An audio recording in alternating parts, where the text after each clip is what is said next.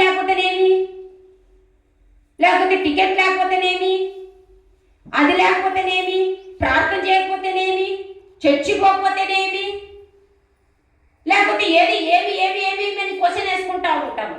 అయితే ఏమీ లేకపోయినా పర్వాలేదేమో, కానీ నేను చెప్పేటి మాత్రం నీ జీవితంలో ఉంటే నువ్వు విస్తారంగా దీవించబడతావు. హల్లెలూయా. ఏమీ లేకపోకుండా ఏం కాదులే ఏం లేదులే ఏమోలే అని సర్దుబాటు చేసుకుంటూ నువ్వు ఎదురుకి వెళ్తా ఉంటావో, ఏమి కాదని పట్టించుకోకుండా నువ్వు ఉంటావో, అప్పుడు నీకే నష్టం కలుగుతుంది. అందుకే ఏమీ లేకుంటే ఏమి లేనటువంటి వారే మేము అయిపోతాము. ఏమి లేకోకుండా ఉంటే చేతగాని వారమే అయిపోతాము. ఏమి లేకోకుండా ఉంటే పొందుకోవాల్సింది కూడా పొందుకోలేకపోతాము. మన జీవితంలో ఏదో ఒకటి ఉండాలి. ఏది లేకోకుండా ఉన్నామనుకో నీ జీవితమే వ్యర్థం వ్యర్థం వ్యర్థం, వేస్ట్. అసలు మనిషిగా పుట్టడమే వేస్ట్, బ్రతకడం వేస్ట్. ఏమి కలిగి ఉండనప్పుడు, ఏమి చేయలేనప్పుడు, ఏమి పొందుకోలేనప్పుడు, ఏమి అనుభవించినప్పుడు ఇంకా బ్రతికెందుకు చెప్పండి? ఈ బ్రతకడం ఎందుకు చెప్పండి? అందుకే దేవుని యొక్క వాక్యంలో సెలవిస్తున్నటువంటి మాటలను మనం ఈరోజు ధ్యానం చేసుకుందాం. లేకుంటే ఏంటి, జరిగే నష్టం ఏంటి, వచ్చే కష్టం ఏంటి, కలిగేటువంటి నష్టం ఏంటి అనేది మనం ఈరోజు దేవుని వాక్యంలో తెలుసుకుందాం. లేకుంటే పర్వాలేదులే అనే మాట వదిలిపెట్టి, లేకుంటే జరిగేటువంటి నష్టమైన, కష్టమైన, లేమి అయినా, కొరతైనా, ఇబ్బందులైనా, ఇరుకులైనా ఏదైతే వస్తుందో దాన్ని తెలుసుకొని ఇప్పుడైనా ఏమి లేనివాడుగా కాకోకుండా అన్నీ ఉండేవాడుగా ఉండాలని ఒక నిర్ణయం తీసుకోండి. హల్లెలూయా. చూద్దాం, ఏమి లేకుంటే మనకు ఏమి కలుగుతుంది అనేది ఈరోజు దేవుని వాక్యాన్ని తెలుసుకుందాం. ఇది తెలుసుకున్న తర్వాత ఒక నిర్ణయం తీసుకోవాలి, ఒక తీర్మానం తీసుకోవాలి. ఇన్ని రోజులు లేకుంటే ఏం లే, పొందుకుంటే ఏం లే, అదిలే ఇదిలే అనుకుంటూ ఉన్నామేమో, కానీ ఈరోజు దేవుని వాక్యం విన్న తర్వాత లేకుంటే ఇంత నష్టమా, లేకుంటే ఇంత కష్టమా అని తెలుసుకొని ఒక తీర్మానంతో ముందుకెళ్తే బహు విస్తారంగా దేవుడు నిన్ను దీవిస్తాడు. హల్లెలూయా. చూద్దాం దేవుని యొక్క వాక్యములో నుంచి మొట్టమొదటిగా మార్కు సువార్త 6వ అధ్యాయము 11వ వచనం. 6వ అధ్యాయం 11వ వచనం. ఏ స్థలమందైనను జనులు మిమ్ములను చేర్చుకొనక మీ మాటలు వినకుంటే, చదవండి, మీరు అక్కడ నుండి బయలుదేరినప్పుడు వారి మీద సాక్ష్యముగా ఉండుటకు మీ పాదముల ధూళి దులిపివేయండి.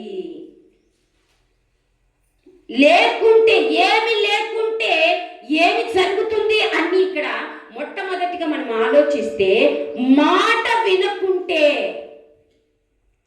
నువ్వు మాట వినుకోకుండా ఉంటే, ఇక్కడ చూడండి యేసు ప్రభు శిష్యులతో చెప్తున్నాడు, ఇదిగో పలానా ఏ స్థలానికైతే మీరు సువార్త చెప్పడానికి వెళ్తారో, వాక్యమును బోధించడానికి వెళ్తారో, సువార్తను ప్రకటించడానికి వెళ్తారో, ఏ స్థలమందైతే మీరు వెళ్తారో అక్కడ మిమ్మల్ని చేర్చుకొనక, మీ మాటలు వినకోకుండా, మీరు చెప్పే సువార్త వినకోకుండా, మీరు చెప్తున్నటువంటి ఆ దేవుని వాక్యములు వినకోకుండా ఉంటారో వాళ్ళని ఏం చేయాలంట, మీ పాదముల ధూళిని దులిపివేసిరండి అంటున్నాడు.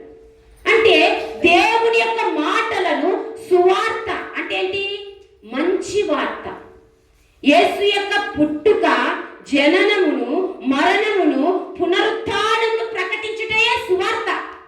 ఆ సువార్తను ఎవరైతే వినరో, ఆ సువార్తను ఎవరైతే అంగీకరించారో, ఎవరైతే తిరస్కరిస్తారో, వారి మాట, ఎవరైతే మాట వినుకోకుండా ఉంటారో వారికి కలిగే నష్టం ఏంటో తెలుసా? దులిపివేయబడతారంట. పాదములకున్న ధూళిని మనం ఇంటికి వెళ్తున్నప్పుడు డోర్ దగ్గర ఉంటుంది మ్యాట్ ఏం చేస్తాము, ఒక్కసారి ఇలా దులిపేస్తాం. కానీ మాట వినుకోకుండా ఉన్న ఏం చెప్తున్నాడు దేవుడు యేసుప్రభు చెప్తున్నాడు శిష్యులతో, ధూళిని దులిపినట్టు దులిపేసేయండి. నువ్వు దేవుని యొక్క మాటలను వినుకోకుండా ఉంటే, దేవుని వాక్యాన్ని వినుకోకుండా ఉంటే నీ జీవితంలో జరిగేటువంటి నష్టము కష్టం ఏంటో తెలుసా? దులిపివేయబడతావు, తీసివేయబడతావు. ఇంకా ధూళి దులిపిన తర్వాత దాన్ని పట్టించుకుంటాము. ఇప్పుడు ధూళి ఉంది, దుమ్ము ఉంది, దుమ్ముని ఏం చేస్తాము? తీసుకొని పోవడానికి పూసుకుంటాము, లేకపోతే ఇంట్లో తెచ్చి పెట్టుకుంటాము, దాన్ని పట్టించుకోము.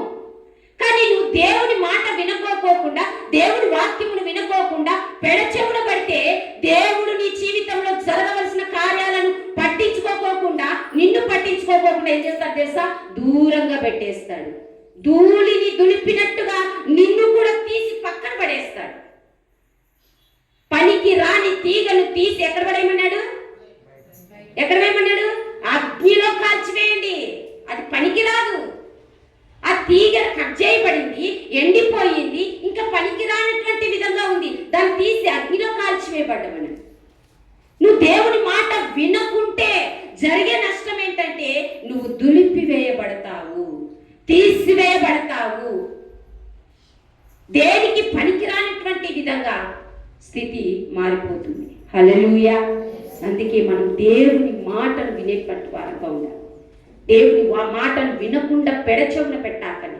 దేవుని మాటను తిరస్కరించి పెడచెవున పెట్టాకండి. ఎవరు చెప్తున్నారా అనేది ప్రాముఖ్యం కాదు, దేవుడు మాటలే చెప్తున్నారా లేదా అనేది ప్రాముఖ్యమైంది. ఇక్కడ నేను చెప్తున్నానా, పాస్టర్ చెప్తున్నాడా, లేకపోతే ప్రకాష్ చెప్తున్నారా, మరొకరు ఎవరైనా చెప్తున్నారా అనేది ఇక్కడ మనం ఆలోచించకూడదు. వ్యక్తి ఎవరైనప్పటికీ వ్యక్తిలో నుండి వచ్చే మాటలు ఎవరికి తెలుసా? దేవుని మాటలు. హల్లెలూయా. దేవుడే వారిని నిలబెట్టుకొని, దేవుడే వారితో మాట్లాడిస్తున్నప్పుడు, దేవుడే మీతో మాట్లాడుతున్నప్పుడు వ్యక్తి ఎలాంటి వాడైతే మీకేమి? దేవుని మాటలు కావాలి మనకు. దేవుని మాటలు వినాలి, దేవుని మాటలు నాటకపోవాలి. ఒకవేళ వినకోకుండా ఉంటే నువ్వు దులిపివేయబడతావు, ధూళితో సమానంగా పక్కన నెట్టివేయబడతావు. దేనికి పనికిరానటువంటి వ్యక్తిగా నువ్వు పక్కన ఉండాల్సింది ఉంది. అటువంటి స్థితిని తెచ్చుకోకుండా మాట వినేటువంటి వారు. మాట వినుకోకుంటే ఏంటి?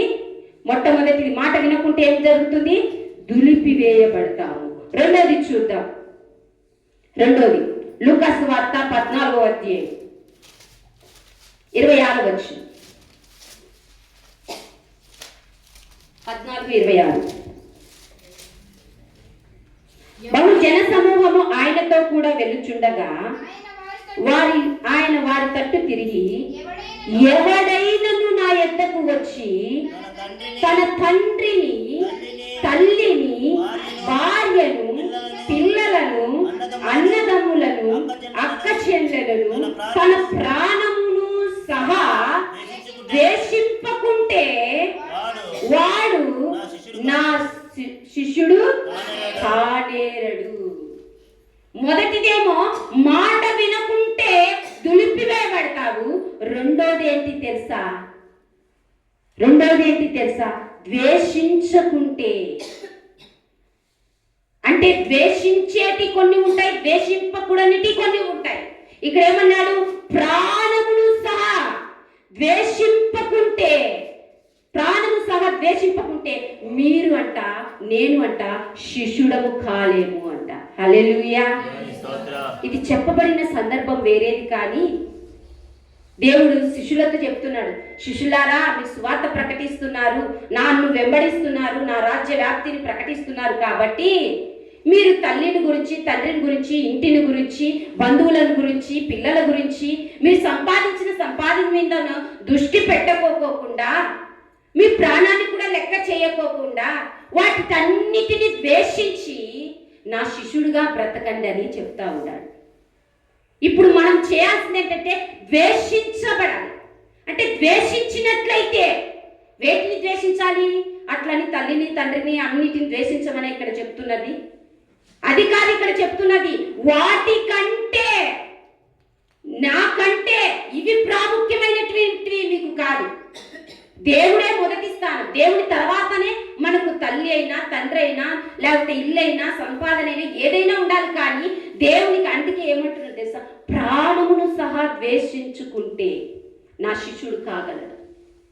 మనలో ఉన్నటువంటి కొన్ని ఆశలు ఉంటాయి, మనలో ఉన్న కొన్ని కోరికలు ఉంటాయి, మనలో ఉన్నటువంటి కొన్ని ఆశా భావాలతో కూడినటువంటి కోరికలు విచ్చలవిడిగా ఉంటాయి. నేను అది సంపాదించాలి, ఇది సంపాదించాలి, అది కూడా పెట్టాలి, అలా ఉండాలి, ఇలా ఉండాలని వాటన్నిటిని మనం ఏం చేయాలి తెలుసా, ద్వేషించాలి, వాటన్నిటిని తృణీకరించాలి, వాటన్నిటిని మనలో నుంచి తీసివేసుకోవాలి. అది దాని అర్థం అక్కడ చెప్పబడుతున్నది.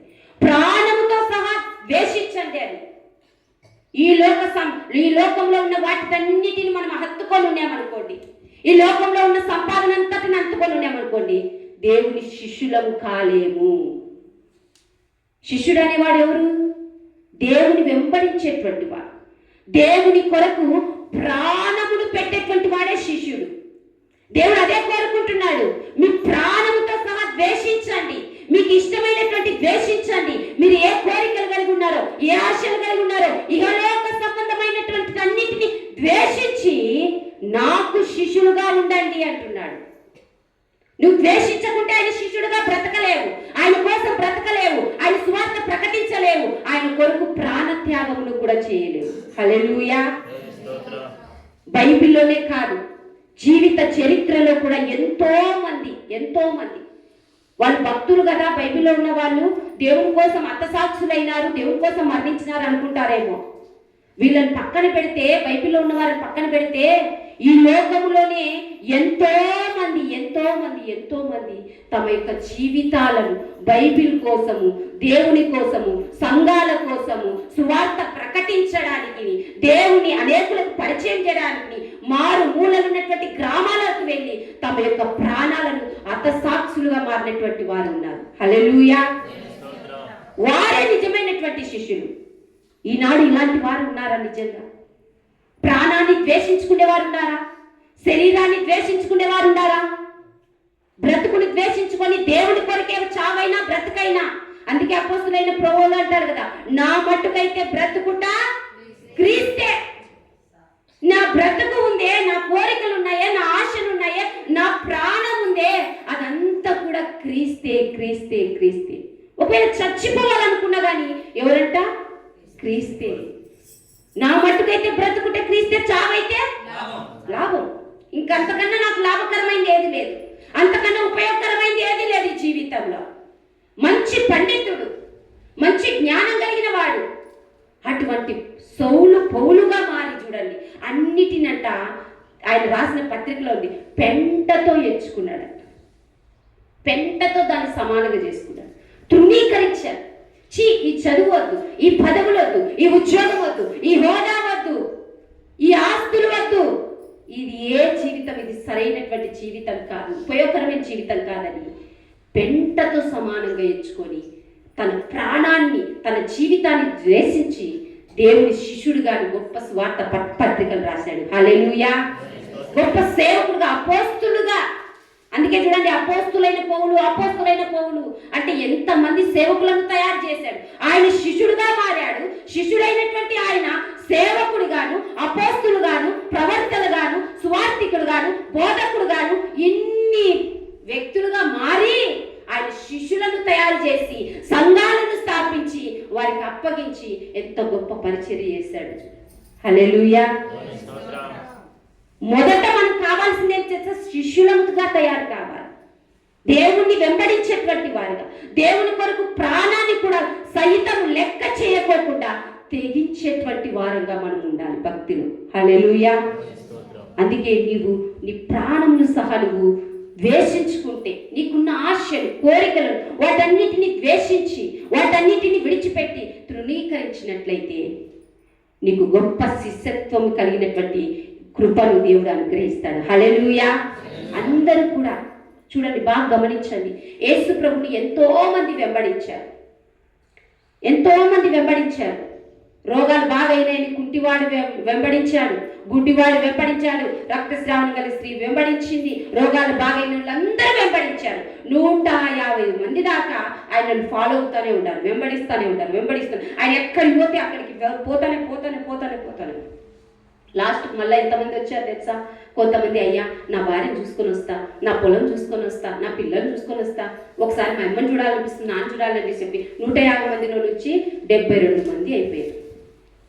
లాస్ట్కు 72 మంది అయిపోయిన తర్వాత మరలా కొన్ని రోజుల తర్వాత ఆయన వెళ్తున్నారు. ఈ 72 మందిలో, అయ్యా మాకు ఆ పని ఉందయ్యా, ఈ పని ఉందయ్యా, ఇక్కడయ్యా, ఈ పక్కనే మా ఊరు, ఆ ఊరు అని కారణం చెప్పి లాస్ట్కి ఎంతమంది వచ్చారు? 12 మంది వచ్చారు. ఈ 12 మంది ఆయన 3.5 సంవత్సరాలు పరిచర్య జీవితంలో కొనసాగారు. బాగానే ఉంది. ఆయన ఎప్పుడైతే పట్టపడ్డాడో, సిలువ మరణానికి వెళ్ళాడో, మళ్ళీ సిలువ దగ్గర ఎంతమంది ఉన్నాడు? ఒక్కడే, యోహాను ఒక్కడే. చూడండి, వెంబడించింది ఎంతమంది? 150 మంది వెంబడిస్తే సిలువ మరణం దగ్గర ఆయన చివరి మాటలు కూడా వినలేక, ఆయన చావును చూడలేక భయముతో ఆందోళనతో పారిపోతే ఒక్క శిష్యుడు మాత్రమే, నన్ను చంపినా పర్వాలేదు అనుకొని యేసు సిలువ యొద్ద ఒక్క శిష్యుడు మాత్రమే మిగిలిపోయాడు. దేవుడు కోరుకుంటుంది ఏందో తెలుసా? ఈ యోహాను లాంటి శిష్యులంగా మనం కూడా తయారవ్వాలి. హల్లెలూయా. యేసును వెంబడించేవారం అంటాం, కానీ వెంబడించేది ఎక్కడ కాదు. పరిస్థితులు వచ్చినప్పుడు నువ్వు ఎంతవరకు నిలబడగలవా? యోహాను లాగా మరణం వరకు, నన్ను కూడా చంపినా పర్వాలేదు, యేసు ప్రభుతో పాటు నన్ను కూడా సిలువ వేసినా పర్వాలేదని ఆయన అక్కడే తల్లి అయినటువంటి మరియను పట్టుకొని అక్కడే ఉండిపోయాడు. అందుకే బాధ్యతను అప్పగించాడు. అమ్మా, ఇదిగో నీ కుమారుడు. ఎవరు? యోహాను. ఇదిగో నీ కుమారుడు.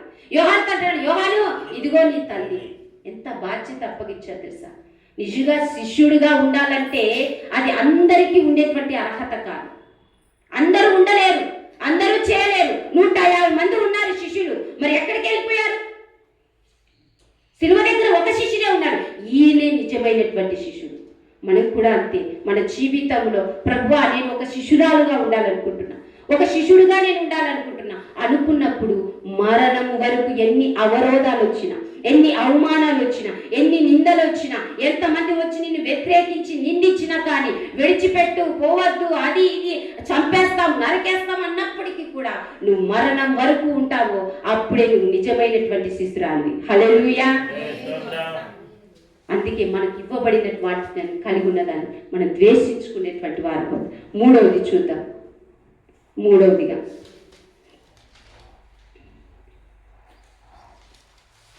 మొదటి కొరింథీయులకు రాసిన పత్రిక 16వ అధ్యాయం 22వ వచనం. ఎవడైనను ప్రభువును ప్రేమింపకుంటే వాడు చూడండి ఎంత చక్కగా రాయబడుతున్నటువంటి మాటలు చూడండి. మొదటి కొరింథీయులు 16వ అధ్యాయంలో చూస్తే అక్కడ రాయబడుతున్నటువంటి మాటలు మనము చక్కగా చదివినట్లయితే, ఎవడైనను అంట ప్రభువును ప్రేమింపకుంటే వాడు శపింపబడును. దేవుణ్ణి ప్రేమింపకుంటే మొదటిదేంటి? మాట వినకుంటే దులిపివేయబడతావు. రెండోదేంటి? ప్రాణముతో సహా అన్నిటినీ మనము ద్వేషింపకుంటే ఏమవుతాము? శిష్యులము కాలేము. మూడోదేంటి తెలుసా? నువ్వు ప్రేమింపకుంటే. ఎవరిని ప్రేమించుకుంటే? అది కావాల్సింది. మళ్ళీ ప్రేమించకుంటే అంటే మళ్ళీ వేరుగా అయిపోతుంది. అది కాదు అక్కడ ఉన్నటువంటి. ఎవడైనను ప్రభువును దేవుణ్ణి ప్రేమింపకుండా బిడ్డను ప్రేమిస్తే, దేవుణ్ణి ప్రేమించుకోకుండా ఆస్తిని ప్రేమిస్తే, దేవుని ప్రేమించుకోకుండా ధనమును ప్రేమిస్తే, దేవుని ప్రేమించకుండా భార్యను ప్రేమిస్తే, దేవుని ప్రేమించకుండా భర్తను ప్రేమిస్తే లాస్ట్కు ఏమవుతారంట? శపించబడతారంట. ఇదే పరీక్ష ఒక వ్యక్తికి వచ్చింది ఆది కాండంలో. అబ్రహాము, నువ్వు ఎవరినయ్యా ప్రేమిస్తున్నావు? దేవునికి వచ్చింది, దేవునికి ఆలోచన వచ్చింది. ఇంతవరకు 100 సంవత్సరాల వరకు నన్నే ప్రేమిస్తా ఉన్నాడు, నాతోనే మాట్లాడుతూ ఉన్నాడు, నాతోనే సహవాసం చేస్తూ ఉన్నాడే అబ్రహాము. ఇప్పుడు కొడుకు వచ్చిన తర్వాత 100 సంవత్సరం కొడుకు వచ్చిన తర్వాత కొడుకుతోనే ముచ్చటించుకుంటున్నాడు, కొడుకుతోనే ఆడుకుంటున్నాడు, కొడుకునే మాట్లాడుతున్నాడు, కొడుకుతోనే ఉంటాడే. ఒక పరీక్ష పెడదాం అనుకున్నాడు. చూద్దాం. ఒక పరీక్ష పెడితే అబ్రహాం నన్ను ప్రేమిస్తాడాడో, లేకపోతే తనకు ఒక్కడైన కుమారుని వృద్ధాప్యంలో లేక కలిగినటువంటి కుమారుని ప్రేమిస్తాడాడు అని అప్పుడు అబ్రహాముకు ప్రత్యక్షమయ్యి అబ్రహాంతో చెప్తున్నాడు, అబ్రహాము ఇదిగో మొరియా కొండ ఉంది కదా, పర్వతం పైకి నీ కుమారుడైనటువంటి ఇస్సాకును నాకు బలిగా ఇవ్వన్నాడు. బలిగా ఇవ్వనంటేనే సరే ప్రభు అని తల ఊపాడు. కావలసిన బలికి కావలసిన బలికి కావలసినట్టు అన్ని కూడా అర్పించి రెడీ చేసుకున్నాడు. ఎక్కిపోతా ఉన్నాడు. బలిపీఠం తయారు చేశాడు. అన్నిటినీ పేర్చాడు. లాస్ట్కు కొడుకును కూడా బలి పసుపుగా కట్టి పడేసి అక్కడ పెట్టాడు. లాస్ట్కు కత్తి ఎత్తిపోయే లోపల ఏమన్నాడు దేవత, ఆగు, ఎందుకయ్యా ఏటేస్తున్నావు, చంపొద్దు. నేను ఇంతవరకు నేనేం చేశాను తెలుసా, నువ్వు ఇస్తావా లేదా, నన్ను ప్రేమిస్తున్నావా లేదా అని పరీక్షించడానికే నేను వెళ్ళమన్నాను తప్ప, బలి ఇవ్వమన్నాను తప్ప, నేను బలిని కోరేటువంటి దేవుడను కాదు. హల్లెలూయా. నేను నర బలిని కోలేనట్టు కాదు, జంతువుల బలిని కోలేటువంటి దేవుడను కాదు. నేను ప్రేమిస్తున్నావా లేదని పరీక్షించడానికే, పరిశోధించడానికే నేను ఈ మాట చెప్పానే కానీ నేను కోరుకునేవాడిని కాదన్నాడు. చూసారా, నీకొక్కడైనటువంటి కుమారుని నాకు ఇవ్వడానికి వెన్ను తిరగలేదయ్యా. నువ్వు దేవునికి భయపడేవాడని నేను తెలుసుకున్నాను. నువ్వు నన్నే ప్రేమిస్తున్నావని నాకు అర్థమైంది. నువ్వు నాకు భయపడేవాడని అర్థమైంది. నువ్వు దేవుని భయమును ప్రేమను కలిగిన వాడని అర్థమైంది. ఇదిగో నీ కుమారుని మాత్రం నువ్వు చంపొద్దని. హల్లెలూయా. ఇంత గొప్ప దేవుడు తెలుసా. మన ప్రభువును ప్రేమిస్తే ఆయన ప్రాణాన్ని కూడా మనకు ఇస్తాడు. అదే కదా ఆయన ఎంత ప్రేమ అంటే, యోహాను సువార్త 3:16 చూస్తే దేవుడు లోకమును ఎంతో ప్రేమించాడంట. అక్కడ పొల్లు ఉంది. ఎంతో, ఎంత అంటే ఎంత అనేది ఇంకా చెప్పలేదు. మన గొంతులో వాయిస్ వచ్చేంత వరకు చెప్పండి. ఎంతో ప్రేమించాడు. ఇంతని చెప్పలేము, అంతని చెప్పలేము, ఇంతని చెప్పలేము, ఎంతని చెప్పలేము. కానీ ఎంతో ప్రేమించిన దేవుడు ఏమని ఉంది అక్కడ రాయబడింది, ఎంతో ప్రేమించను కాగా తన అద్వితీయ కుమారుని యందు విశ్వాసం ఉంచువాడు నశింపక నిత్య జీవం పొందుటకు ఆయన సిలువలో బలి అయిపోయినాడు. ఎవరి కోసమో తెలుసా ఆ ప్రేమ అంతా? ఎవరో నీ కోసం చనిపోవడానికి ఒక్కరన్నా సిద్ధం ఉంటారో చెప్పండి. రక్తము, ఒక బాటిల్ రక్తం అంటేనే నాకే తక్కువ ఉంది రక్తము, ఇంకా నీకే ఆడిచ్చేదంట. ఒక కిడ్నీ అమ్మ అన్నామనుకోండి, సొంత బంధువులే కానీలే, మన భార్య కానీ భర్త కానీ పిల్లలు కానీ, అమ్మ 2 కిడ్నీలు చెడిపోయినాయి, ఒక కిడ్నీ మీ అమ్మకి ఇవ్వాలి అన్నారు అనుకోండి, ఏ కొడుకు వచ్చి ఇస్తారు చెప్పండి? ఏ కూతురు వచ్చి ఇస్తుంది చెప్పండి? ఏ భర్త వచ్చి ఇస్తారు చెప్పండి? ఏ అవయవాన్ని దానం చేయండి అంటే ఎవరిస్తారు చెప్పండి? ప్రేమిస్తున్నా ప్రేమిస్తున్నా ప్రేమిస్తున్నా అంటారు కానీ ప్రియురాల నుంచి ఏది కావాలి, హార్ట్ కావాలంటే ఇస్తారు. మరి దేవుడు చూడండి జీవితాన్నే మన కోసం ఇచ్చాడు. ఎందుకు తెలుసా? తను ప్రేమిస్తున్నాడు. హల్లెలూయా. ఏముంది ఆయన శరీరంలో? బళ్ళకు పోటు పొడిస్తే అంట రక్తం రాలేదంట, నీరు వచ్చిందంట, ఇంకిపోయింది. ఇంకెక్కడుంది రక్తం అంతా? ఆ సిలువ, కలువరి సిలువలోనే అంత దారపోసాడు. ముళ్ళ కిరీటము ద్వారా, కొరడా దెబ్బల ద్వారా, ఆ రహదారుల ద్వారా కలువరి కొండ మీద కాదు అంతా కూడా పోయింది, నీరు మిగిలింది. లాస్ట్ ఎంత ప్రేమ ఉంటే నీ కోసం అంత త్యాగం చేస్తాడు చెప్పండి? ఈ లోకంలో ఇలాంటి ప్రేమ కలిగిన వాళ్ళు ఉండాలంటారా? భార్య భర్తలకు ఉందే ఈ ప్రేమ, బంధుమిత్రులకు ఉందే ఈ ప్రేమ, కన్న బిడ్డలకు ఉందే ఈ ప్రేమ, స్నేహితులకు ఉందే ఈ ప్రేమ? ఎవరికి లేనటువంటి గొప్ప ప్రేమ మన యేసు ప్రేమ, ఆగాపే ప్రేమ. హల్లెలూయా. అందుకే ఒక పాట ఉంది, నేను బైబిల్ కాలేజ్లో చదువుతున్నప్పుడు ఆ పాట, అది ఎంత సత్యమైన ప్రేమ, దైవ ప్రేమ, నిత్య ప్రేమ, అది ఎంత సత్యమైన ప్రేమ, దైవ ప్రేమ, నిత్య ప్రేమ, ఏ పరిస్థితిలోనూ, ఏ పరిస్థితిలోనూ నన్నెంతగానో ప్రేమించినావు, అది ఎంత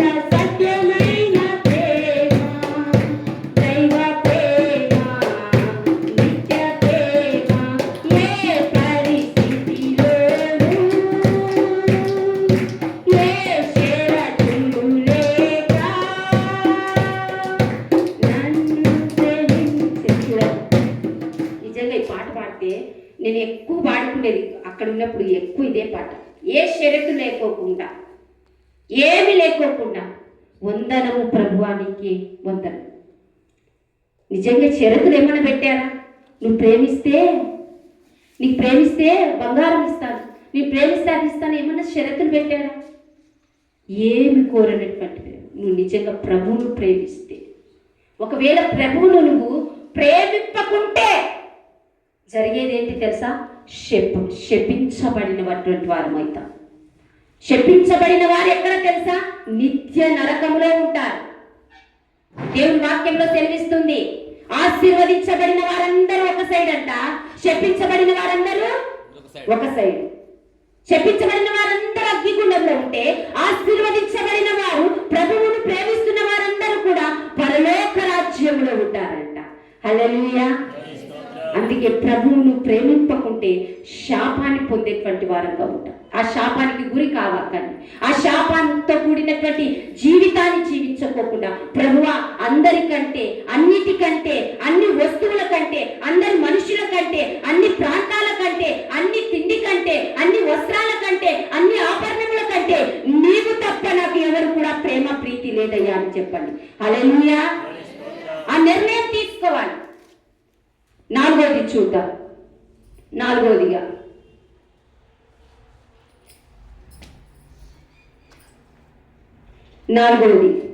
లూకా సువార్త 6వ అధ్యాయం 38వ వచనం. 6వ అధ్యాయం 38వ వచనం.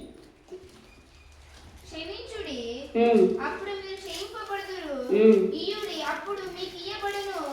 అణచి కుదిరించి దిగజారునట్లు నిండు కొలతను మనుషుల నీ ఒడిలో కొలుతురు. మీరు ఏ కొలతతో కొలుతుదురో ఆ కొలతతోనే మీకు మరలా కొలువబడును. చూడండి, ఈయుడి అప్పుడు మీకు ఇవ్వబడును. ఇక్కడ లేకుంటే మనం చేయకపోతే ఏంటి తెలుసా? నాలుగవదిగా, ఇవ్వకుంటే, దేవునికి ఇవ్వాల్సింది ఇవ్వకుంటే, దేవునికి పెట్టాల్సింది పెట్టకుంటే, దేవుని మందిరానికి తేవాల్సింది తేకుంటే జరిగేది ఏంటంట? ఏమి విత్తుతారో, ఏ కొలతతో కొలుస్తారో, ఏ దానితో మీరు ఇస్తారో, ఏ మనసుతో ఇస్తారో అదే మీరు పొందుకుంటారు. ఇవ్వకుంటే జరిగేది ఏంటి తెలుసా? పొందుకోలేము. అంతే, ఒక మాటలో చెప్పాలంటే.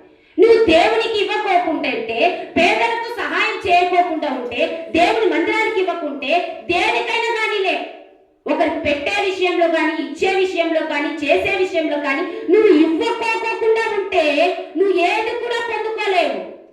ఆశీర్వాదం పొందుకోలేవు, ధనాన్ని పొందుకోలేవు, ఆహారాన్ని పొందుకోలేవు, వస్త్రాన్ని పొందుకోలేవు, నీకు కావలసిన నిత్య అవసరతలు కూడా ఏమి కూడా పొందుకోలేవు. ఎందుకు తెలుసా? ఇయ్యుడి మీకు ఇవ్వబడునని ఉంది, అడుగుడి మీకు ఇవ్వబడుననే మాట ఉంది. అదే వాక్యము సువార్త భాగంలో చూస్తే ఇయ్యుడి మీకు ఇవ్వబడును.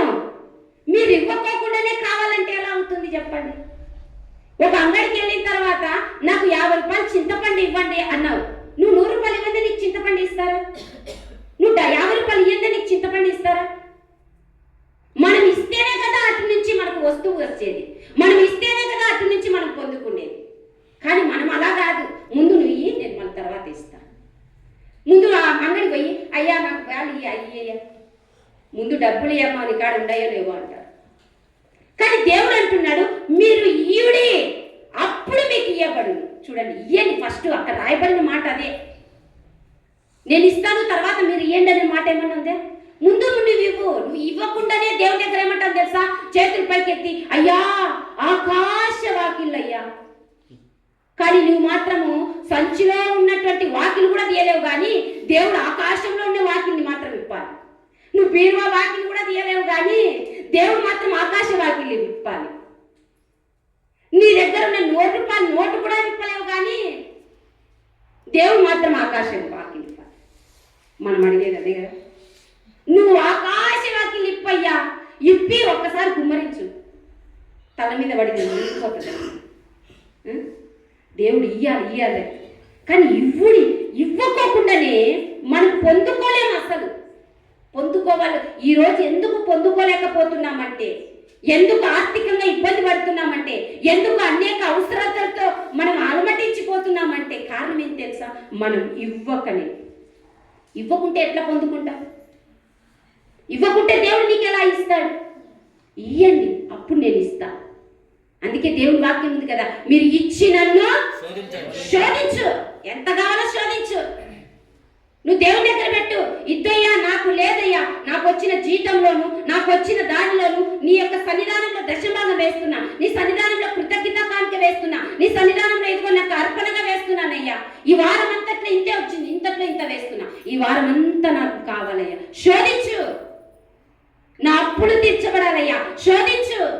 నా పిల్లల ఫీజు కట్టుకోవాలయ్యా, శోధించు. దేవుని అడుగు. నువ్వు పెట్టి అర్పణను ముందు అక్కడ పెట్టి నువ్వు అడుగు, దేవుడు ఇస్తాడు. హల్లెలూయా. దేవునికి అర్పణ ఇవ్వకుండానే, దేవునికి కానుకలు ఇవ్వకుండానే, దేవునికి ఇవ్వవలసింది ఇవ్వకపోకుండా దాచుకుంటూ, అందుకే మలాకి గ్రంథంలో ఉంది కదా, మీరు ఇవ్వకనే ఏమై ఉన్నారట? దొంగలై ఉన్నారట. మీరు ఇవ్వకుండా దొంగలై ఉన్నారు. ఆ దొంగలు ఎక్కడ ఉంటారో తెలుసా? ప్రకటన గ్రంథంలో ఉంది, అగ్నిగుండములో ఉంటారట. దొంగలను, అపత్తికులను, విగ్రహారాధికులను, వ్యభిచారులను, జారత్వం కలిగిన వారందరూ అగ్నిగుండంలో ఉంటారు. ఇప్పుడు దొంగలు అంటే మీరు ఎక్కడ ఉంటారు? అగ్నిగుండం. ఒకసారి పరిశీలించుకోండి మీ విషయంలో. మీరు ఎందుకు పొందుకోలేకపోతున్నారు? ఎందుకు ఆర్థికంగా ఇబ్బంది పడుతున్నారు? ఎందుకు అవసరతలు తీరలేకపోతున్నాయి? ఎందుకు అప్పులలో మనం కుక్కపోయి అక్కడే ఇరక్కపోయి అక్కడే ఉండిపోతున్నాము, తీరలేకపోతున్న పరిస్థితులు ఏంటంటే కారణం ఏంటి చెప్పండి? ఇవ్వకనే. ఎక్కడ ఇవ్వకోకుండా చేయి ముడుచుకుంటున్నావో, ఎక్కడ ఇవ్వకోకుండా నువ్వు వెలికి తీసుకుంటున్నావో అది ఒక్కసారి ఈరోజు జ్ఞాపకం చేసుకో.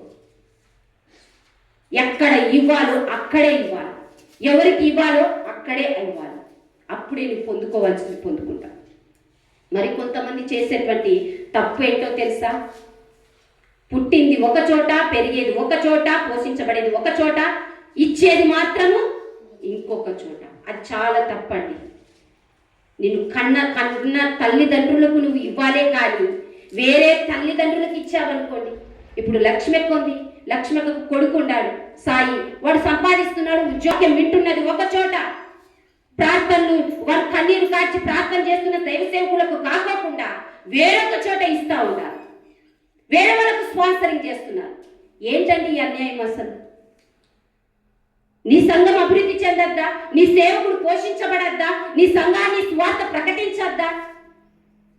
ఇది జరగకుండా మీరు చేయాల్సిన పని ఏంటి? అందుకే ఇవ్వండి. ఇవ్వకోకుండా ఉంటే మనం ఏది కూడా పొందుకోలేము. ఎక్కడ ఉన్నావో, ఎక్కడ పుట్టావో, ఎక్కడ పెరుగుతున్నావో, ఎక్కడ వాక్యంలో బలపడుతున్నావో, ఎక్కడ నీ కొరకు కన్నీరు కార్చే సేవకురాలు సంఘం ఉందో అదే సంఘములోనే ఇవ్వడం నేర్చుకోండి. హల్లెలూయా. ఇవ్వాలి. ఇవ్వకపోతే మనం పొందుకోలేము.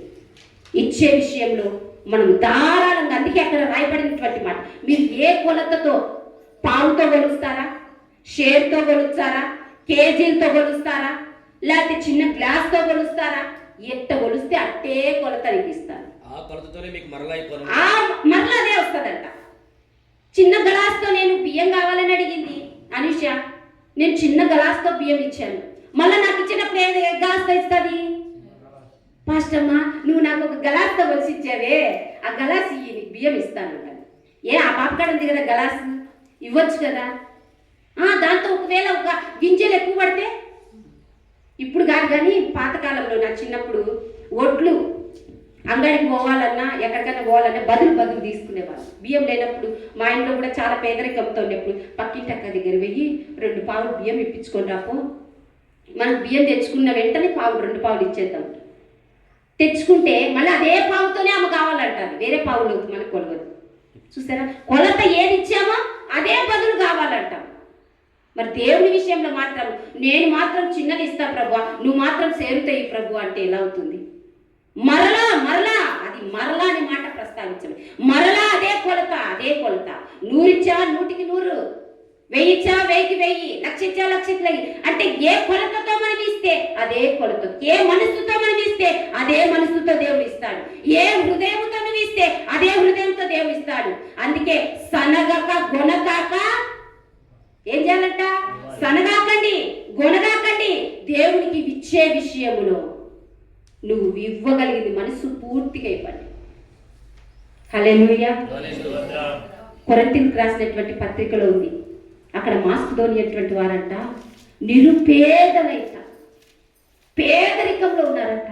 కానీ వేరే సంఘంలో ఆపదలో ఉంటే, కష్టంలో ఉంటే, ఇబ్బందుల్లో ఉంటే అంట ఆ నిరుపేదలైనటువంటి వారు ఏం చేశారంట? దాతృత్వముతో అంట సహాయం చేశారంట. వారు నిరుపేదలైనను వారి దాతృత్వము బహుగా పేదవాళ్ళేనండి. వాళ్ళు ధనవంతులు కాదు.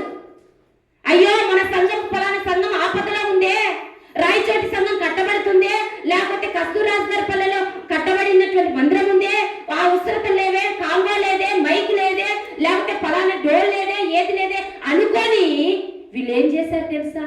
నిరుపేదలైన కానీ మన అవసరతలు కాదు, మన ఇంట్లో ఉన్న వస్తువులు కాదు, మన ఇంట్లో ఉన్న సామాన్లు కాదు, మన ఇంట్లో ఉన్న తిండి కాదు, ఇదిగో మందిరంలో మైకు లేవు, మందిరంలో సౌండ్ బాక్స్ లేదు, మందిరంలో ఇది లేదు, అది తెస్తామని దాతృత్వంతో ఇచ్చారంట. బహుగా ఆశీర్వదించబడ్డారంట. గట్టి చెప్పట్టుకోండి. హల్లెలూయా. నిజంగా దాతృత్వ మనస్సుతో నువ్వు ఇస్తే దేవుడు కూడా దాతృత్వ మనస్సుతోనే ధారాళంగా దేవునికి ఇచ్చేవాడైనా. ఆ ధారాళమైన దీవెనలు ఎందుకు పొందుకోలేకపోతున్నామంటే మనము ఇవ్వకపోవడం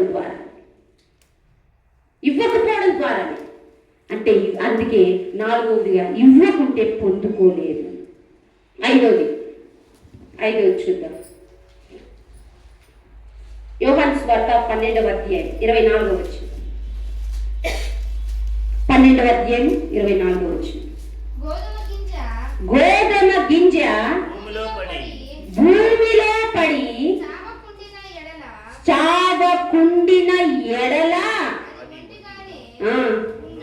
ఉండును. చూడండి, గోధుమ గింజ భూమిలో పడి చావకుండిన ఎడల అది ఒంటిగానే ఉండును, అది చచ్చిన ఎడల విస్తారంగా ఫలించును. ఆమేన్.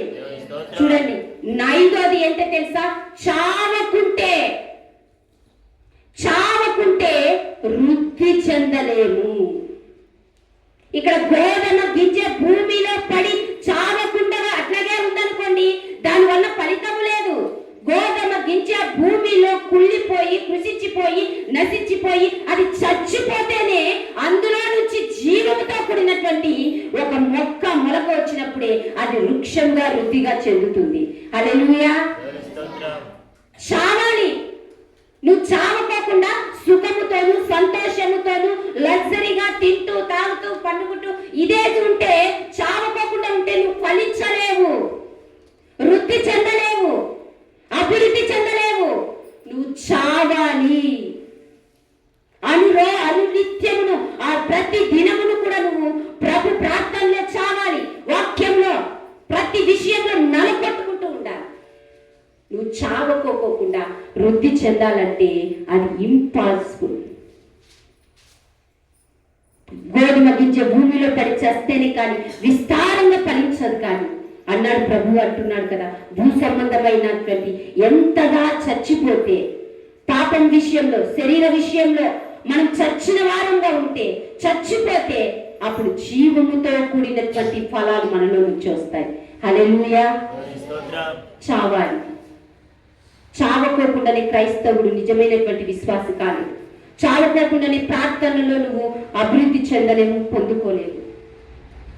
గోధుమ గింజ భూమిలో పడి చచ్చినట్టుగా మనం కూడా ఈ లోక సంబంధమైనటువంటి పాపం విషయంలో చచ్చిపోవాలి. అందుకే ఎఫెసీయులకు రాసిన పత్రిక 2వ అధ్యాయము 1వ వచనంలో ఉంది కదా, పాపముల చేతను అపరాధముల చేత చచ్చిన వారమై ఉండాలి. చూడండి, పాపముల చేత, అపరాధముల చేత, దోషముల చేత మనం చేసిన తప్పితాలనైతే వాటి విషయంలో మనం చచ్చిపోవాలి, విడిచిపెట్టాలి దాన్ని అంతటిని. పాపానికి విషయంలో చచ్చిపోవాలి. ఇదిగో ప్రభా, ఒకప్పుడు చేసిన పాపము ఇంకెన్నడూ నేను చేయనయ్యా, ఈ పాపం విషయంలో చచ్చిపోతున్నాను. సమాధి చేయబడాలి. సమాధిని మళ్ళా కూర్చుని మళ్ళా తిరిగి చూస్తామా, ఓపెన్ చేస్తామా? కానీ మన యూట్యూబ్లో చూస్తూ ఉంటే ఒక స్టోరీ చూస్తూ ఉంటాం. ఒక దేశంలో అంట అది సాంప్రదాయం అంట. చాలా సంవత్సరాల కిందట వాళ్ళ నాన్న తాతలు ముత్తాతలు ఉంటారు కదా, వాళ్ళందరూ ఉంటారు కదా, చనిపోయిన వాళ్ళను ఒక బాక్స్ పెట్టి మంచి సుగంధ ద్రవ్యాలను అది కుళ్ళిపోకోకుండా పెట్టేసి అన్ని పూసేసి పెడతారు. సంవత్సరానికి ఒక రోజు ఏర్పాటు చేసుకొని ఆ పెట్టెను ఓపెన్ చేసి సమాధి చేసింటారు. అది అనుకూలంగానే బయటికి తీసేటట్టుగానే సమాధి చేసి ఆ సమాధి పెట్టెలు పెట్టి ఆ పెట్టెలో నుంచి శవాన్ని బయటికి తీసి, నేను కూడా చూశాను. మా పిల్లలు పెట్టుకొని చూస్తుంటే ఏంటి ఎన్ని శవాలు అంటే పండగ అంట వాళ్ళకు, శవాల పండగ. ఆ శవాలన్నీ బయటికి తీసి వాళ్ళ తాత ఏది ఇష్టమో, బీడి ఇష్టమైతే బీడి లోపల పెట్టి, లేకపోతే ఆయనకి ఏది ఇష్టమో ఆ శవానికి అన్ని తినిపిస్తా మంచి డెకరేషన్ చేసి నగలు పెట్టి టోపి పెట్టి, చూసారా ఏంటంటే ఆ శవానికి పండగ అంట. ఆ దేశంలో అది ఆచారం, ఖచ్చితంగా సంవత్సరానికి ఒకసారి చేయాలి. మనం తీస్తామా పోయి సమాధి? చచ్చిపోయిన తర్వాత సమాధి చేయబడిన తర్వాత పెట్టెలో బట్టి పూడ్చిన తర్వాత దానిని మరి ఎన్నడూ చూడం. కానీ మన పాపం విషయంలో, అపరాధ విషయంలో, దోషముల విషయంలో, మనం చేసే తప్పిదాల విషయంలో కూడా అలాంటి విషయం చచ్చిన వారంగానే పూడ్చిపెట్టాలి, సమాధి చేయబడాలి. మరెన్నడూ దాన్ని తవ్వి తీసుకొని చూడకూడదు. చూడకోకుండా దాన్ని ఏం చేయాలి? సమాధి చేసి రాళ్ళు పెట్టి దానిని సమాధి కట్టేసేయాలి. అందుకే చావకుంటే వృద్ధి చెందాలి. పాపం విషయంలో చచ్చిపో. బాప్తిసం తీసుకునేప్పుడే ఒక నిర్ణయం తీసుకున్నాం, చేతి ద్వారా, కంటి ద్వారా, చూపు ద్వారా, నడక ద్వారా, ప్రవర్తన ద్వారా నేను ఏ పాపము చేయనయ్యా, ఏ తప్పు చేయనయ్యా, ఏ అతిక్రమములు తప్పులు మాట్లాడనయ్యా అని చెప్పినప్పుడు దాని విషయంలోనే నువ్వు ఒక్కసారి చచ్చిపోయి నీతి బాప్తిసం ద్వారా బ్రతికినప్పుడు ఆ బ్రతుకును కొనసాగిస్తే నువ్వు వృద్ధి చెందుతావు. హల్లెలూయా. మన రక్షణను మనం కొనసాగించుకోవాలి. ఒక్కసారి చనిపోయిన తర్వాత మరలా, అందుకే హెబ్రీ పత్రికలో అంటుంది, దేవుడు సెలవిస్తున్నాడు, మీరు మారు మనసు పొంది రక్షణ పొంది ప్రార్థన చేస్తూ భక్తి చేస్తూ ఆత్మవరాలు ఫలాలు పొందుకొని మరలా ఏం చేస్తున్నారు తెలుసా?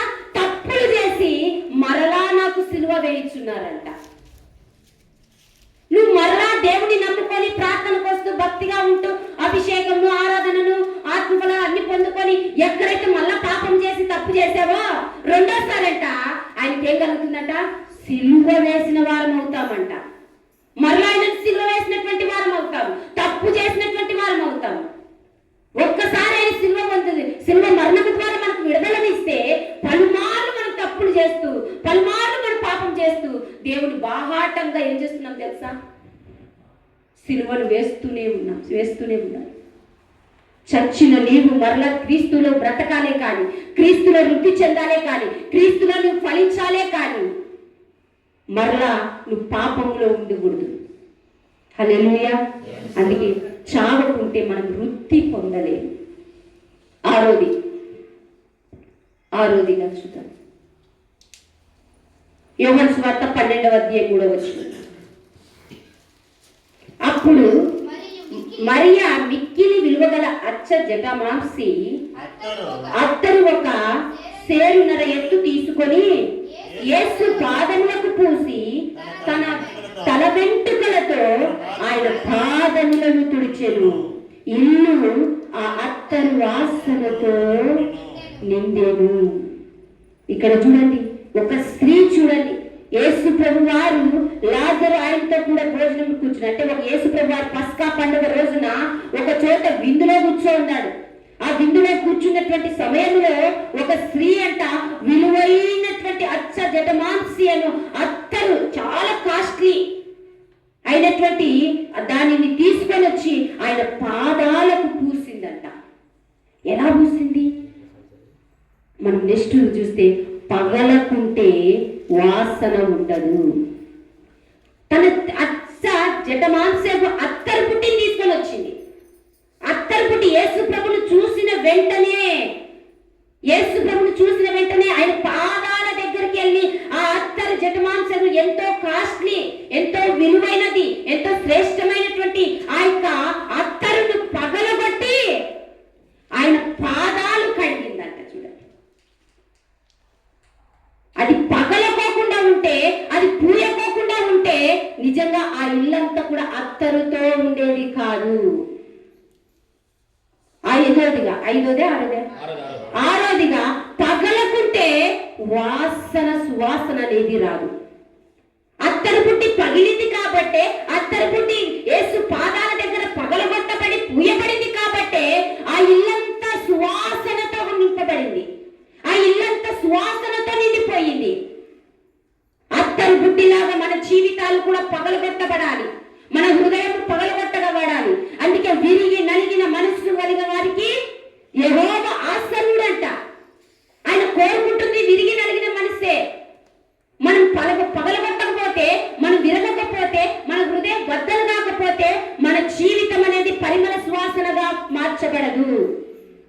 మనం అనేకులకు సువాసనగా అందుకే ఎపిసోడ్ పత్రికలో ఉంది కదా, మీరు అనేకులకు సువాసనగా వెదజల్లాలంట.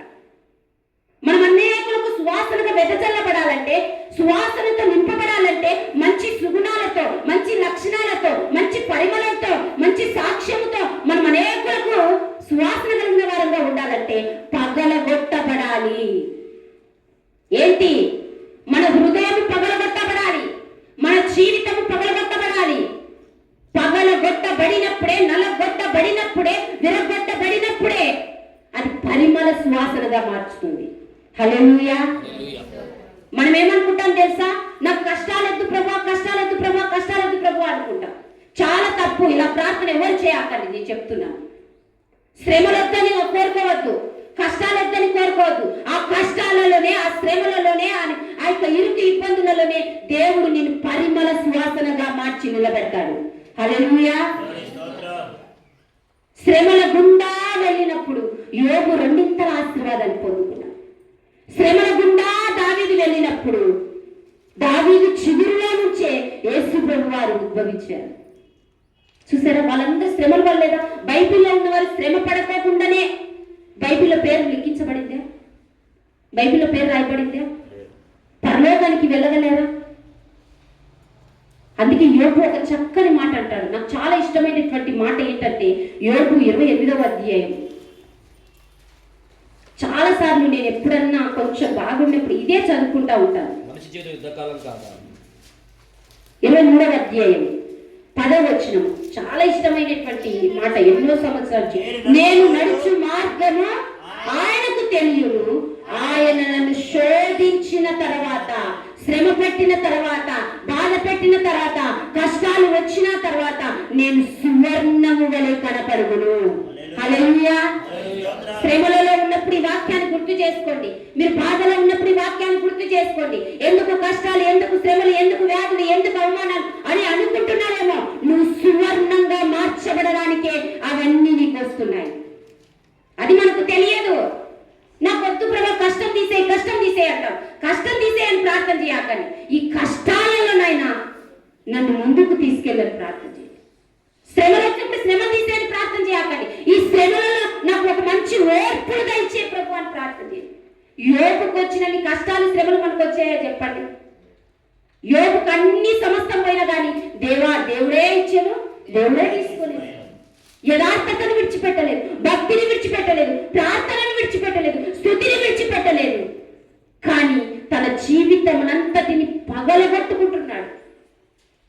స్తుతి, ప్రార్థన, ఎండలో కూర్చొని, వాన గాలికి అన్నిటి కూర్చొని, దిక్కులేని వాడిగా కూర్చొని చూడండి. కానీ దేవుడు మరలా ఏ స్థితినిచ్చాడు? సువర్ణమైనటువంటి స్థితినిచ్చాడు. రెండింతల ఆశీర్వాదం ఇచ్చాడు, చక్కటి బిడ్డల్ని ఇచ్చాడు. పోయిన వారందరూ మరలా తిరిగి యోబు దగ్గరికి వచ్చారు. కారణం ఏంటి తెలుసా? శ్రమల గుండా వెళ్ళాడు, పగలగొట్టబడాలి. కష్టముల చేత, కన్నీళ్ళ చేత బాధపడుతున్నావా? దేవుని అడుగు, ప్రభువా వీటిలో నన్ను సహించగలిగిన శక్తి, ఓర్చుకునే శక్తిని, భరించగలిగిన శక్తిని, ఓర్పు సహనాన్ని నాకు దయచేయండి. నువ్వు పగలకుంటే సువాసనగా మార్చబడలేదు, కష్టాలు అనుభవించకుంటే సువాసనగా మార్చబడలేదు.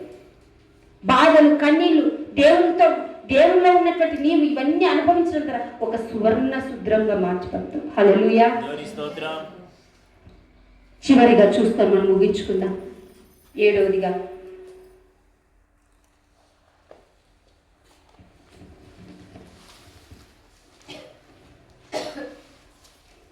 గ్రంథం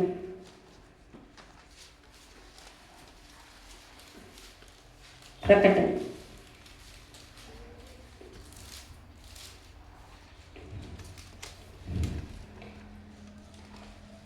సారీ 2 తిమోతి 2వ అధ్యాయము 5వ వచనం. 2 తిమోతి 2వ అధ్యాయం 5వ వచనం. మరియు జట్టి అయిన వాడు జట్టి అయినటువంటి వాడు పోరాడినప్పుడు నియమము ప్రకారము పోరాడకుంటే వానికి కిరీటము దొరకదు. చివరిగా 7వదిగా పోరాడకుంటే కిరీటము నీకు దక్కదు. పోరాడాలి. నువ్వు పోరాడకోకుండా నేను పోరాడలేను, నాకు శక్తి లేదు, నేను బలహీనరాలిని, నేనేం చేయలేను అనుకుంటే పొందుకోవలసినటువంటి కిరీటాన్ని కోల్పోతాం. ఎన్ని సంవత్సరాలు భక్తి చేసినా, ఎన్ని సంవత్సరాలు చర్చికి వచ్చినా, ఎన్ని సంవత్సరాలు వచ్చి కానుకలు ఇచ్చినా చేసినా కానీ నువ్వు పోరాడకోకుండా ఉంటే దానికి తగిన ప్రతిఫలాన్ని, జీవ కిరీటాన్ని పొందుకోలేవు. ఇక్కడ చూడండి, జట్టి అయినటువంటి వాడంట. ఎవరంట? సైనికుల గురించి చెప్తున్నాడు. ఇక్కడ సైనికుల గురించినటువంటి మాట ఇక్కడ చెప్పబడుతున్నది. 4వ వచనం చూస్తే, సైనికుడు యుద్ధమునకు పోవునప్పుడు తన దండులో చేర్చుకుని వారిని సంతోష పెట్టాలని ఏం చేస్తాడు? యుద్ధం చేస్తాడు, పోరాడతాడు. అయితే జట్టి అయినటువంటి వాడు అంట పోరాడినట్టు నియమ ప్రకారంగా ఏం చేస్తాడు? పోరాడతాడు. అంటే ఒక క్రమంగా పోరాడుతూ వస్తాడు. నువ్వు పోరాడుకోకుండా యుద్ధము చేయకోకుండా ఉన్నావనుకో, శత్రువుకు జయం వస్తుంది, శత్రువు కిరీటాన్ని పొందుకుంటాడు. ఇప్పుడు గొల్యాదు ఉన్నాడు. గొల్యాదు దావీదును చంపేసింటే విజయం ఎవరికి వచ్చేది? గొల్యాదుకే వచ్చేది. చూసారా నేనే గెలిచానని ఫిలిష్తీయులందరూ గెలిచేవాళ్ళు. కానీ అక్కడ ఏమైంది? గొల్యాదును దావీదు చంపాడు కాబట్టే ఎవరికి వచ్చింది? ఆ యొక్క కిరీటం ఎవరికి వచ్చింది? ఘనత ఎవరికి వచ్చింది? దావీదుకే వచ్చింది. దావీదులకు 10,000 స్తోత్రములు, జయము జయము జయము అంటూ ఊరేగింపులు. ఎంత ఘనత వచ్చింది తెలుసా? అక్కడ గొల్యాదుతో పోరాడిన తర్వాతే దావీదు రాజుగా పట్టాభిషేకాన్ని పొందాడు. ఒక ఉన్నతమైన స్థితికి దేవుడు తీసుకెళ్లాడు. కారణం ఏంటి తెలుసా? తన ఎదుట ఉన్నటువంటి గొల్యాదు శత్రువుతో ఏం చేశాడు? పోరాడాడు. అక్కడ ఎంతో మంది ఉన్నారు, బలం కలిగిన వాళ్ళు ఉన్నారు, యుద్ధశూరులు ఉన్నారు, పరాక్రమశాలు ఉన్నారు, ఎంతో మంది ఉన్నారు. కానీ వారు ఎవ్వరు పోరాడుకోకుండా అలాగే ఉండిపోయారు. కానీ దావీదు ఒక్కడే పోరాడు. మనం కూడా దావీదులాగా అన్నిటితో పోరాడేటువంటి వారంగా ఉండాలి. సాతానుతో పోరాడాలి, సమస్యలతో పోరాడాలి, ఇబ్బందులతో పోరాడాలి. అవి మన ఎదుట వచ్చినప్పుడు, మనకు జీవితంలోకి వచ్చినప్పుడు వాటిని పోరాడుతూ ముందుకెళ్ళినప్పుడే నీకు జీవ కిరీటం అనేది దొరుకుతుంది. ప్రార్థనకు వస్తుంటే ఆటంకాలు, ప్రార్థనకు వస్తుంటే ఇబ్బందులు, ప్రార్థనకు వస్తుంటే వ్యతిరేకతలు ఎన్నో వస్తున్నాయని అనుకుంటే ఆగిపోతున్నావేమో. ఒక్కసారి గుర్తు పెట్టుకో, ఎన్ని ఆటంకాలు వచ్చినా, ఎన్ని అభ్యంతరాలు వచ్చినా, ఎంతమంది ఆటంకపరిచినా నీ భక్తిని, నీ ప్రార్థనను, నీ వాక్యమును, నీ విశ్వాసమును విడిచిపెట్టుకోకుండా పోరాడి ముందుకు రాగలిగితే పరలోకంలో నువ్వు చనిపోయినప్పుడు ఒక రాజ్యంలోనికి వెళ్తావు. ఆ రాజ్యంలో నీకు ఏమి ఉంచబడుతుంది తెలుసా? జీవ కిరీటం అక్కడ ఉంచబడి ఉంటుంది. వేవేల దూతల మధ్యలో అందరి మధ్యలో నీ పేరు పెట్టి పిలిచి, ఇదిగో పలానా వ్యక్తికి జీవ కిరీటం అని పెట్టి గొప్పగా గణపరచబడిన రోజు ఒకటి. పోరాడండి. ఇహలోక సంబంధమైనటువంటి శక్తులతో పోరాడండి, సమస్యలతో పోరాడండి. పోరాడలేని శక్తి లేదమ్మా, నాకు బలం లేదమ్మా అనుకున్నావనుకో, సాతానుకు జయం వస్తుంది, సాతానుకు బలం కలుగుతుంది. నీకు బలం లేదా, శక్తి లేదా, పోరాడలేకపోతున్నావా? దేవుణ్ణి అడుగు. అయ్యా నూతన బలం, యెషయా గ్రంథంలో ఉంది కదా, పక్షిరాజు యవనమే అందు అలయక సొలయక ఎగురునట్టు నూతన బలము పొందుచున్నారు అన్నట్టుగా, ప్రభువా నాకు నూతన బలాన్ని ఇవ్వయ్యా, ఎగర లేకుండానయ్యా, పోరాడ లేకుండానయ్యా, నీ బలాన్ని అని దేవుణ్ణి అడుగు. దేవుడే బలాన్ని ఇస్తారు. సంసోను చూడండి, మంచి బలం కలిగినటువంటి వాడు. లాస్ట్కు చేయకూడనటువంటి తప్పును చేసి స్త్రీ విషయంలో పడిపోయి తన బలానంతటిని కోల్పోయిన తర్వాత ఏమి చేయలేనటువంటి పరిస్థితిలో స్తంభాలకు, 2 స్తంభాల మధ్యలో చేతులతో కట్టబడి ఉన్నాయి. అప్పుడు ఒక్కసారి తనను జ్ఞాపకం చేసుకుంటున్నాడు, దేవుని జ్ఞాపకం చేసుకుంటున్నాడు. ప్రభువా నేను ఎంతో గొప్ప బలం కలిగి ఉన్నవాడిని, ఒక స్త్రీ విషయంలో తప్పు చేశానయ్యా, పాపము చేశానయ్యా, ఇదిగో ఈరోజు ఒప్పుకుంటున్నాను నాకు ఒక్కసారి నీ బలం నివ్వయ్యా, ఒక్కసారి నా చేతులను బలపరచండి, ఒక్కసారి నా చేతులను బలపరచండి. ఈ ఫిలిష్తీయులందరినీ, ఈ యొక్క శత్రువులందరినీ నేను హతమార్చాలని, నిన్ను దూషిస్తున్న వారు, నిన్ను హింసిస్తున్నటువంటి వారు, నీ బిడ్డలను హింసిస్తున్నటువంటి ఈ శత్రువులను నేను ఎలాగైనా నేను వాళ్ళని చంపాలని, ఒక్కసారి నా చేతులు బలపరచాలని ప్రార్థన చేశారు. 2 చేతులు కట్టబడ్డాయి. ఇటు తల పైకెత్తి సంసోను ఏం చేస్తున్నాడు, దేవుని వైపు చూసి బలపరచమన్నప్పుడు ఒక్కసారి పరలోకం నుంచి దేవుని యొక్క బలము దిగి వచ్చి ఆ స్తంభమును కదిలించబడి తన జీవిత కాలములో ఎప్పుడు చంపనటువంటి విజయమును మరణ బలముతోనే దేవుడు గొప్పకార్యం చేశాడు. అక్కడ రాయబడిన మాట చక్కగా ఉంది. అసలు తన బ్రతుకు దినంలో కూడా ఎంతమంది చంపాడు సంసోను. దవడ ఎముకతో చంపాడు, దివిటీలతో చంపాడు, సింహములను, ఎలుగుబండ్లను ఎన్నో చంపాడు. కానీ అంతకంటే ఎక్కువగా తన మరణం సమయంలో బలాన్ని పొందుకొని, ప్రభువా ఒక్కసారి నన్ను బలపరచని, తన తప్పులు ఒప్పుకొని విడిచిపెట్టి బలాన్ని పొందుకొని జీవిత కాలం కంటే ఎక్కువ మందిని హతమార్చాడు. దేవునికి మహిమకరంగా చరిత్రలో నిలిచిపోయాడు సంసోను. హల్లెలూయా. మందికి మనం పోరాడనటువంటి నిరుత్సాహ స్థితిలో ఉన్నప్పుడు దేవుడి బలాన్ని కోరుకోండి. అంతేగాని ఓటమి కోసం నువ్వు వెను తిరిగిపోవాకండి. ఓటమి పాలు కావద్దు. పిరికి వాడిలాగా వెనక్కి తిరిగిపోవద్దు. ఒక సైనికుడు ముందుకు సైన్యం యుద్ధం చేయలేకుండా వెనక్కి వస్తున్నాడంటే ఏమంటారు? చేతగాని వాడు, పిరికివాడు. అదే ఆ సైన్యంలో పోరాడి గెలిచి చనిపోతే అమరవీరుడు అంటారు, యుద్ధశీరుడు అంటాడు. ఎన్ని రకాల పేర్లు పెడతారో తెలుసు. మళ్ళీ మనం విశ్వాసులంగా జీవ కిరీటం పొందాలంటే పోరాడేటువంటి వారంగా ఉండాలి. హల్లెలూయా. చెప్తామా? చెప్పినటువంటి వాక్యాలను బట్టి ఒకసారి